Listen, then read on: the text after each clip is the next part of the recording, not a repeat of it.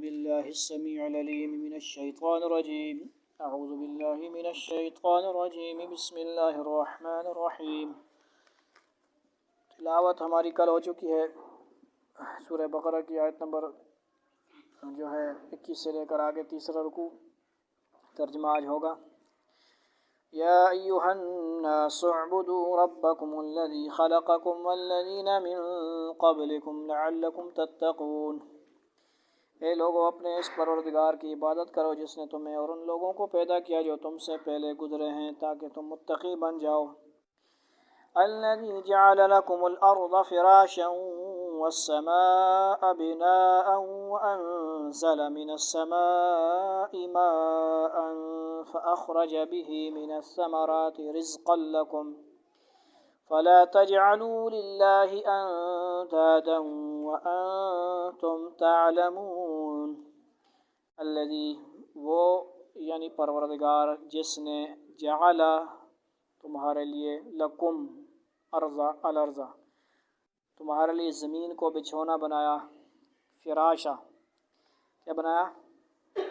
فرش، فراشا، والسماء بناء اور آسمان کو چھت، آسمان کو چھت، وانزل من السماء ماء اور آسمان سے کیا برسایا؟ پانی برسایا، ماء فأخرج به من الثمرات پھر اس کے ذریعے تمہارے رزق کے طور پر پھل نکالے، رزقا لکم فلا تجعلوا للہ لہذا اللہ کے ساتھ شریک نہ ٹھہراؤ، اندادا وانتم تعلمون جبکہ تم یہ سب باتیں جانتے ہو، تمہیں بتایا جا رہا ہے باز آ جاؤ، کیا کرو؟ توجہ کرو۔ ان دو آیتوں آیت نمبر 21 اور 22 میں اسلام کے بنیادی عقیدے توحید کی دعوت دی گئی ہے۔ توحید، رسالت، قیامت، بار بار اس کا ذکر آتا رہے گا۔ 20 پارہ میں آپ نے سنا پڑھا، سمجھ آئی؟ اور مختصر انداز میں اس کی دلیل بھی بیان کر دی گئی ہے۔ اہل عرب یہ مانتے تھے کہ ساری کائنات کو پیدا کرنا، زمین و آسمان کی تخلیق اور آسمان سے بارش برسانا اور اس سے پیداوار اگانا، یہ سب کام کس کے ہیں؟ اللہ تعالیٰ کے ہیں۔ اس کے باوجود یہ عقیدہ رکھتے تھے کہ اللہ تعالیٰ نے بہت سے کام بتوں کے سپرد کر رکھے ہیں اور وہ بت اپنے کاموں میں براہ راست فیصلہ کرنے کی صلاحیت رکھتے ہیں۔ یہ غلط عقیدہ، لہذا وہ ان بتوں کی عبادت اس لیے کرتے تھے کہ وہ ان کی مدد کریں، ہیلپ کریں، جبکہ نہیں کر سکتے ہیلپ۔ اللہ تعالیٰ نے فرمایا کہ جب ہر چیز پیدا کرنے والے کون ہیں؟ اللہ ہیں، ہم ہیں اللہ، اور ہمیں کائنات چلانے کے لیے کسی کی مدد کی ضرورت نہیں، تو عبادت کسی اور کی کرنا کتنے بڑے ظلم کی بات ہے، بری بات ہے، شرک ہے، ظلم ہے۔ وَإِن كُنتُمْ فِي رَيْبٍ مِّمَّا نَزَّلْنَا عَلَىٰ عَبْدِنَا فَأْتُوا بِسُورَةٍ مِّن مِّثْلِهِ وَادْعُوا شُهَدَاءَكُم مِّن دُونِ اللَّهِ إِن كُنتُمْ صَادِقِينَ۔ وَإِن كُنتُمْ اور اگر تم اس میں یعنی فی ریب قرآن کے بارے میں، مما نزلنا ذرا بھی شک میں ہو، علی عبدنا جو ہم نے اپنے بندے محمد صلی اللہ علیہ وسلم پر اتارا ہے، فأتوا بسورۃ من مثلہ تو اس جیسی کوئی ایک صورت ہی بنا لاؤ۔ یہ چیلنج ہے، کیا ہے؟ چیلنج ہے، بنا سکتے ہیں قیامت تک کوئی؟ وَادْعُوا شُهَدَاءَكُم مِّن دُونِ اللَّهِ إِن كُنتُمْ صَادِقِينَ اور اگر سچے ہو تو اللہ کے سوا اپنے تمام مددگاروں کو بلا لو، ساری دنیا کو لے آؤ۔ کیا کرو؟ اس چیلنج میں کیا ہے؟ ساری دنیا کو چیلنج ہے، لے آؤ، کوئی صورت بنا لو، کوئی آیتیں بنا لو۔ چیلنج قبول کوئی نہیں کر سکتا، اس پہ کوئی نہیں آ سکتا۔ اللہ نے قرآن کی حفاظت کی ہے، اس چیز کی کوئی اور چیز نہیں آ سکتی، کوئی بھی نہیں۔ بڑی آئیں کوششیں کی، بڑا یہ وہ نشتہ۔ فَإِن لَّمْ تَفْعَلُوا وَلَن تَفْعَلُوا فَاتَّقُوا النَّارَ الَّتِي وَقُودُهَا النَّاسُ وَالْحِجَارَةُ أُعِدَّتْ لِلْكَافِرِينَ پھر بھی اگر تم یہ کام نہ کر سکو، وَلَن تَفْعَلُوا اور یقیناً کبھی نہیں کر سکو گے، فَاتَّقُوا النَّارَ الَّتِي تو ڈرو اس آگ سے، کس آگ سے؟ النار التی وقودها الناس والحجارہ جس کا ایندھن آگے انسان اور کیا ہیں؟ پتھر، ایندھن۔ دوسرے 28 پارے میں آپ نے بھی پڑھا، یہاں پہ بھی پڑھا، پتھروں اور انسانوں سے بھڑکائی جائے گی۔ وہ کافروں کے لیے اعدت للکافرین، کافروں کے لیے تیار کی گئی ہے۔ پچھلی آیات میں توحید کا بیان تھا، اب اسلام کے دوسرے اہم عقیدے یعنی آن حضرت صلی اللہ علیہ وسلم کی رسالت کا بیان ہے۔ اور عرب کے جو لوگ قرآن پر ایمان لانے کے بجائے یہ الزام لگاتے تھے کہ آن حضرت صلی اللہ علیہ وسلم شاعر ہیں اور انہوں نے اپنی طرف سے یہ کلام بنا لیا ہے، انہیں زبردست چیلنج دیا گیا ہے کہ اگر ایسا کلام کوئی انسان بنا سکتا ہے تو تم بڑے فصیح و بلیغ ہو، تم سب مل کر قرآن جیسی کوئی ایک صورت ہی بنا کر لے آؤ۔ ساتھ ہی قرآن نے دعویٰ کیا کہ تم سب مل کر بھی ایسا نہیں کر سکو گے۔ اور واقعہ یہی ہے کہ اہل عرب جو اپنی زبان و ادب پر ناز کرتے تھے، ان سب کو اس چیلنج کے بعد سانپ سونگھ گیا، چپ کر گئے۔ کیا ہے؟ چیلنج نہیں کر سکتے نا ایکسیپٹ، اور کوئی شخص یہ چیلنج قبول کرنے کے لیے آگے نہ بڑھا۔ بڑے بڑے شاعر اور ادیبوں نے اس خدائی کا کلام کے آگے گھٹنے ٹیک دیے، اور اس طرح آن حضرت صلی اللہ علیہ وسلم کی رسالت اور قرآن کریم کی سچائی روز روشن کی طرح ثابت اور واضح ہو گئی۔ وَبَشِّرِ الَّذِينَ آمَنُوا وَعَمِلُوا الصَّالِحَاتِ أَنَّ لَهُمْ جَنَّاتٍ تَجْرِي مِن تَحْتِهَا الْأَنْهَارُ، اور جو لوگ ایمان لائے ہیں، وَبَشِّرِ الَّذِينَ آمَنُوا وَعَمِلُوا الصَّالِحَاتِ أَنَّ لَهُمْ جَنَّاتٍ تَجْرِي مِن تَحْتِهَا الْأَنْهَارُ، اور انہوں نے نیک عمل کیے ہیں ان کو خوشخبری دے دو کہ ان کے لیے ایسے باغات ہیں تیار ہیں جن کے نیچے نہریں بہتی ہوں گی۔ کیا؟ تحت الانہار کلما رزقوا منها من ثمرة رزقا قالوا هذا الذي رزقنا من قبل، جب کبھی ان کو ان باغات میں سے کوئی پھل رزق کے طور پر دیا جائے گا تو وہ کہیں گے یہ تو وہی ہے جو ہمیں پہلے بھی دیا گیا تھا، متشابہہ، سمجھ آئی؟ وَلَهُمْ فِيهَا أَزْوَاجٌ مُطَهَّرَةٌ، اور انہیں وہ رزق ایسا ہی دیا جائے گا جو دیکھنے میں ملتا جلتا ہوگا، متشابہہ۔ وَلَهُمْ فِيهَا أَزْوَاجٌ مُطَهَّرَةٌ، اور ان کے لیے وہاں پاکیزہ بیگمات ہوں گی، بیویاں ہوں گی۔ کیا ہوں گی؟ بیویاں ہوں گی۔ بیویاں مرد ہوتی ہیں، عورتیں ہوتی ہیں؟ بولنا، بات آ گئی۔ اگر کوئی مرد کو بیوی بنائے وہ انسان ہے یا کیا ہے؟ فطرت سے ہٹا ہوا انسان ہے، گرا ہوا انسان ہے، غلط انسان ہے، وہ بغیرت انسان ہے۔ کیا ہے؟ تجھے وہ گالی دے رہا ہے، جس لڑکے کو بھی کہہ رہا ہے نا تو میری بیوی ہے، کیا ہے جی؟ گالی دے رہا ہے۔ بیوی کون ہوتی ہے؟ عورت ہوتی ہے، مرد ہوتی ہے؟ آپ کے ابو امی کو کہیں میرے شوہر، اور امی ابو کو کہیں میری بیوی، کیا بات ہوئی؟ غلط بات ہے؟ صحیح؟ غلط بات ہے نا۔ عورت ہوتی ہے، مرد ہوتا ہے، خسرا ہوتا ہے، مرد بھی ہوتے ہیں، عورتیں بھی ہوتی ہیں، اور ان کی علامات ہوتی ہیں، پردہ ہوتا ہے ان کا اپنا سیشن ہوتے ہیں، اپنے پارٹس ہوتے ہیں، پرائیویٹ پارٹس ہوتے ہیں۔ کیا خیال ہے؟ تو ان باتوں سے، سوشل میڈیا سے جو گند آیا ہوا ہے نا، اس سے کیا کرو؟ بچو۔ کافر، غیر مسلم، ان کے ہاں دین شین کوئی نہیں ہے، وہ ایسے کام کر رہے ہیں اور ایسی فلمیں بنا کے ہمیں دکھا رہے ہیں، دوستیاں یاریاں بنانی ہیں، وہ آپس میں ہمارا ماحول کیا ہو رہا ہے؟ خراب ہو رہا ہے، واقعات پیش آ رہے ہیں۔ تو کیا کرنا ہے ہم نے؟ بچنا ہے، اپنی عمر میں نکاح کرنا ہے صحیح، اپنی جوانی کو کیا کرنا ہے؟ خراب نہیں ہونے دینا، غلط راستے میں نہیں جانا۔ پھر 1 کرو، 2 کرو، 3 کرو، 4 کرو، جتنا اللہ نے طاقت دیے، مال و دولت دیے، گھر دیے، پھر کرو، لیکن سب کے حقوق ادا کرو۔ 4 بتا رہے ہیں نا، قرآن کہہ رہا ہے، لیکن وہ حقوق ادا کرے، حقوق ادا کرنے ضروری ہیں۔ بات سمجھ گیا ہو؟ غلط بول رہے ہیں، وہ دوسری پارٹی نا۔ مثنی و ثلاث و رباع، آخری حد 4۔ بات سمجھ گیا ہو؟ وہاں پہ بھی کیا ہوں گی؟ یہ حد مرنے سے پہلے مسلمانوں کے لیے، وہاں پہ حد، جنت میں حد، دنیا میں کنٹرول کرو، ایک ہی گزارا کر ونجو، اس کا خیال کرو، چمو چٹو ثواب ہے، کھانا کھلاؤ ثواب ہے، جو مرضی کرو اس کو، جو دین میں جائز ہے کام وہ کام کرو، ثواب ہے، منہ میں لقمہ دو، ثواب ہے۔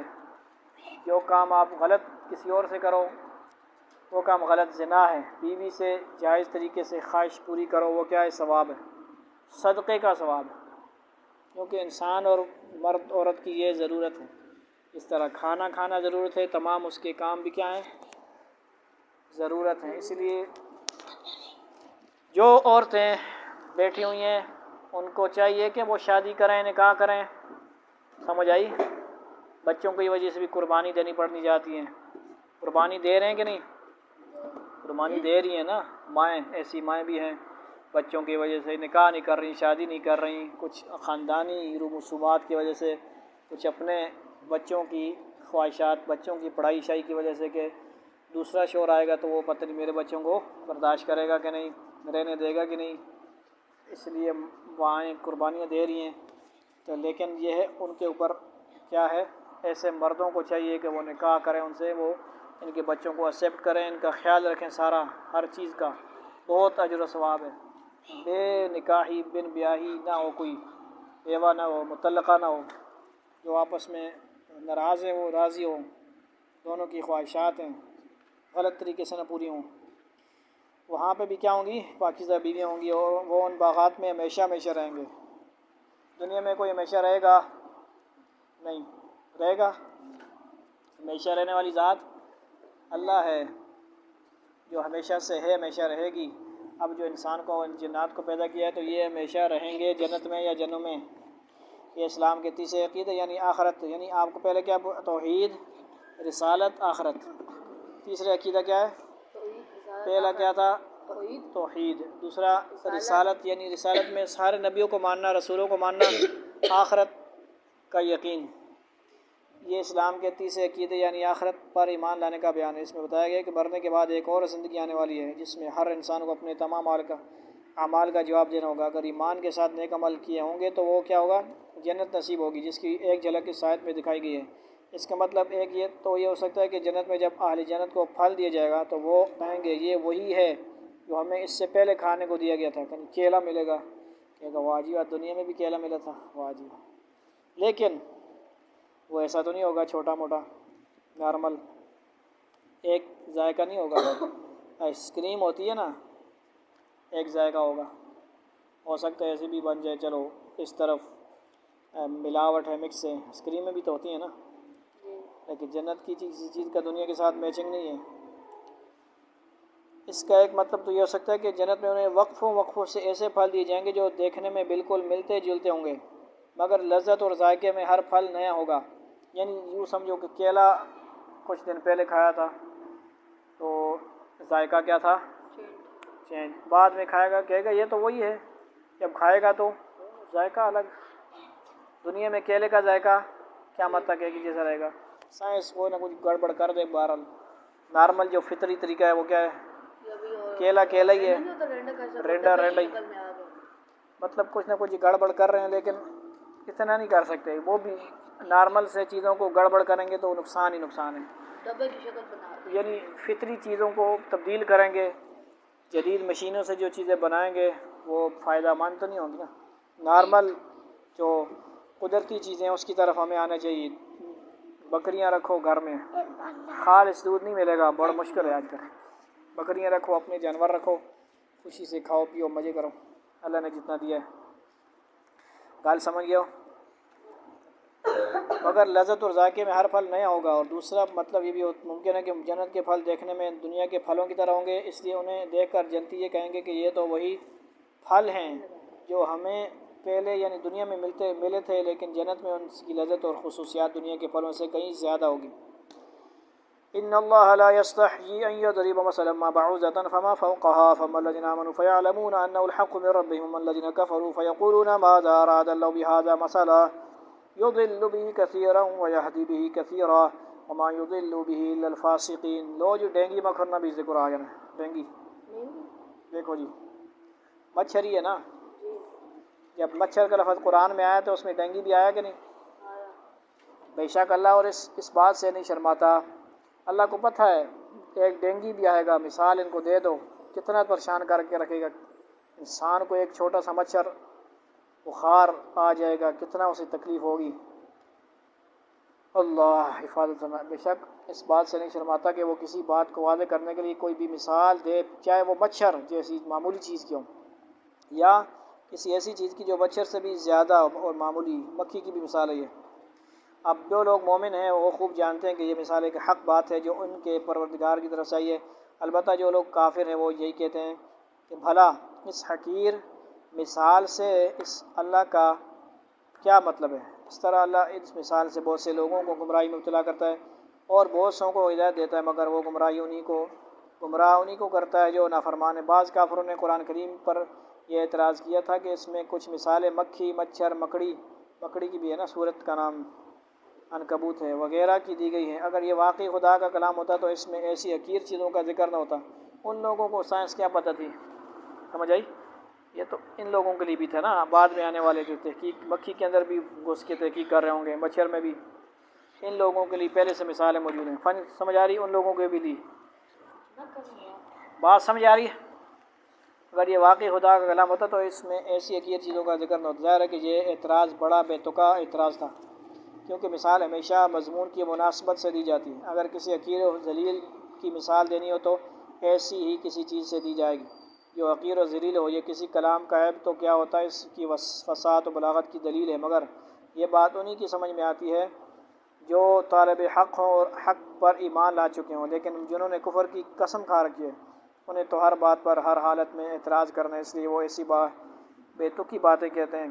قرآن کریم کی یہی آیتیں جو طالب حق کو ہدایت بخشتی ہیں، ایسے لوگوں کے لیے مزید گمراہی کا سبب بن جاتی ہیں جنہوں نے ضد اور ہٹ درمی پر کمر باندھ کر یہ طے کر لیا ہے کہ حق بات ماننی نہیں ہے، کیونکہ وہ ہر نئی بات آیت کا انکار کرتے ہیں اور ہر آیت کا انکار ایک مستقل گمراہی ہے۔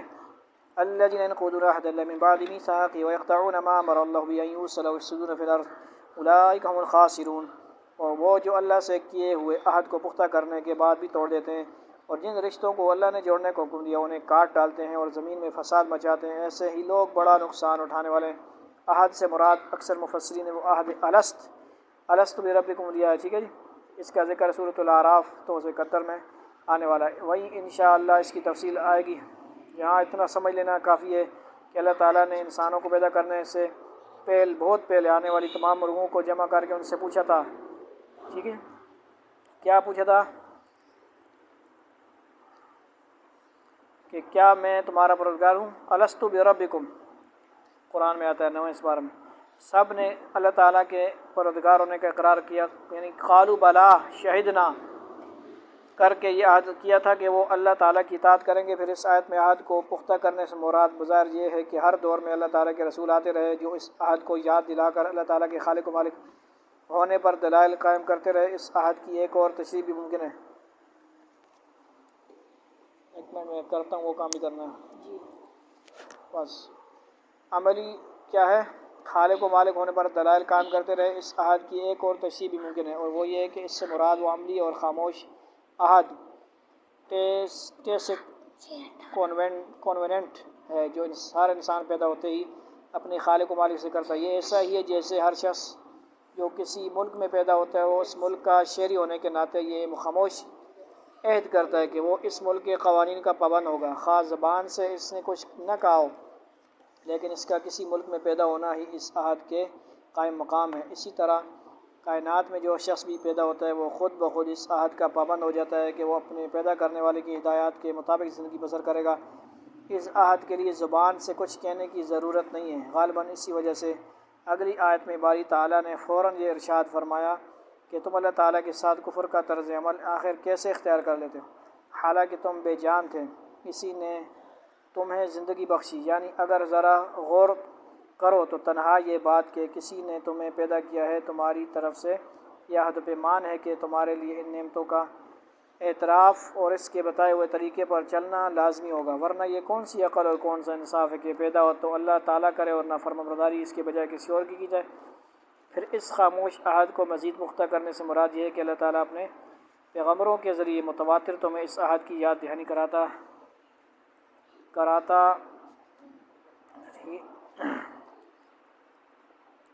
دہانی کراتا رہا ہے، اور ان پیغمبروں نے وہ مضبوط دلائل تمہارے سامنے پیش کیے ہیں جن سے یہ عہد مزید پختہ ہو گیا ہے کہ انسان کو ہر معاملے میں اللہ تعالیٰ کی اطاعت کرنی ہے۔